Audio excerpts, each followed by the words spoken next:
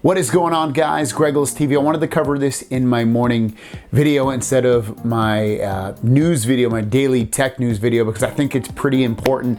And it's all about the Galaxy Note 10. And if anything is known about the Galaxy line of phones, especially the Note series, it's that they put everything into this phone, the best of the best. They take chances by adding different software tweaks. Anything and everything that you've ever wanted in a phone is almost always in the Note line. And I feel like things have been changing over the last couple of years. It's really been mirroring what you get with the Galaxy S line, which is an amazing phone. And for the most part, you know, it's still a great phone, and the Note phone ends up being a really great phone. I mean, you still get the S Pen and a ton of software features and customizations built into the phone, along with really high-end specs. Well, a couple of tweets were released from Ice Universe that might change your mind a little bit and make you feel a little bit less about wanting and feeling like the Note is the ultimate phone to get this year. So let's check out those tweets. Before I read the first tweet, if you remember, if you've been following my channel, there was a rumor that they would completely remove the buttons on the side of the phone, the power button, the Bixby, the volume buttons, and they would be capacitive buttons, so nothing would stick out. It basically would just, you know, again, you would just tap or whatever, or press, and it would work just as if there was a real button there. Well, read this tweet first. It says, Note 10 pursues stability and maturity in the first version. Note 10 did not have physical buttons. It was very radical, but it did not pass Samsung's rigorous testing. So the final version of Note 10 still retains physical buttons. Now, not the complete end of the world, but if you're wanting something that was really gonna be different for what you have ever had in a phone before, having no physical buttons would have been pretty big, and it looks like they're still going to be there. Again, it doesn't make me that upset, to be honest with you.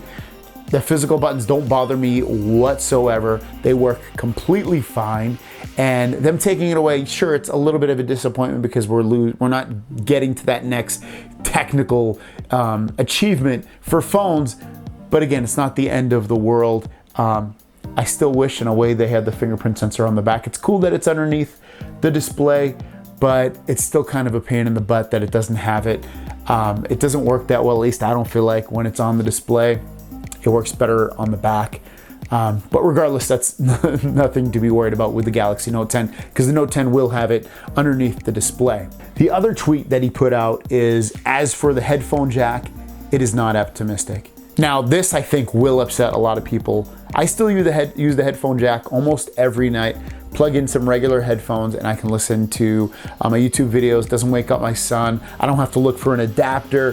The adapters are annoying. I know I could use Bluetooth, but then I have to keep those charged. So for me, 3.5mm headphone jack is the best decision and the easiest thing for me in my daily life to be able to, you know, have to worry about that. Now, I would assume if there's gonna be no headphone jack, you're gonna get the adapter. Okay, great.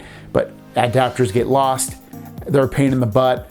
So I would assume Samsung will either give you the wireless headphones, which again, for me, I'd rather have wired, or they might include USB-C wired headphones, which for me, it'd be a little bit of a consolation prize to be able to still get wired headphones in this and not have to charge them and not have to do an adapter. But at the same time, I generally charge my phone with a wire, and so to have headphone jack with USB-C is still a perfect solution for me at that point.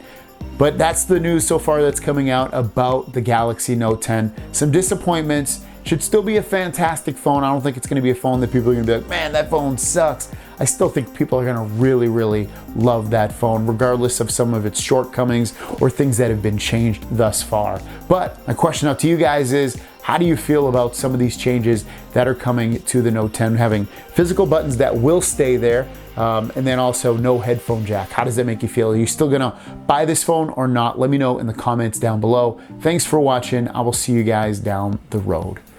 Peace.